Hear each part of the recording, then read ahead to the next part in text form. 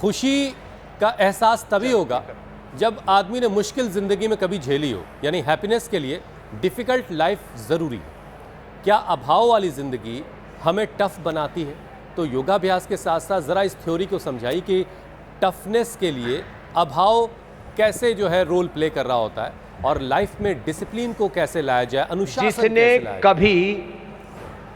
जिसने कभी गरीबी नहीं देखी, जिसने कभी जिंदगी में भूख नहीं देखी, दुख, दर्द, तकलीफ, धूप और संघर्ष, चुनौतियां नहीं देखी, उसको सुख का एहसास कैसे होगा?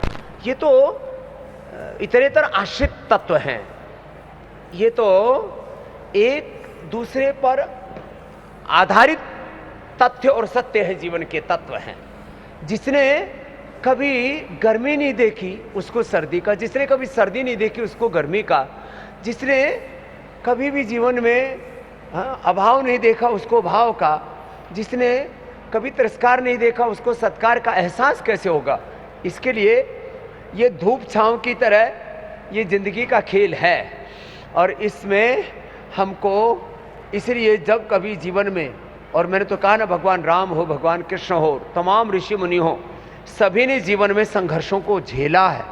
और इसलिए जब कभी संघर्ष आए, जब कभी चुनौतियाँ आपको चारों ओर से घेर लें, चारों ओर से अंधेरा छा जाए, कहीं राह नजर ना आए, तो भी आप अपना बस हिम्मत नहीं हारना, अपने जो अपना कर्तव्य उसी पर न्योछावर हो जाना।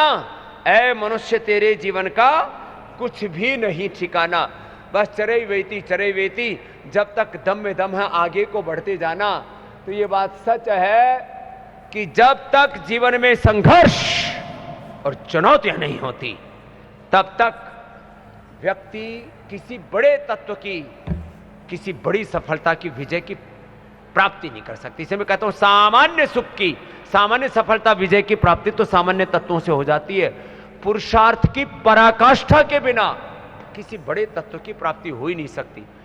नहीं तो ये कोई ऐसा ताज थोड़ी है सफलता का, विजय का, जो किसी के भी सर पर रख दिया जाए। कहते हैं तो कांटों का ताज है, तो जिसने कांटे पार कर लिए, फूलों का उपहार इसी को, जिसने कांटे पार कर लिए, फूलों का उपहार उसी को, जिसने मरना सीख लिया है, जीने का अधिकार उसी को।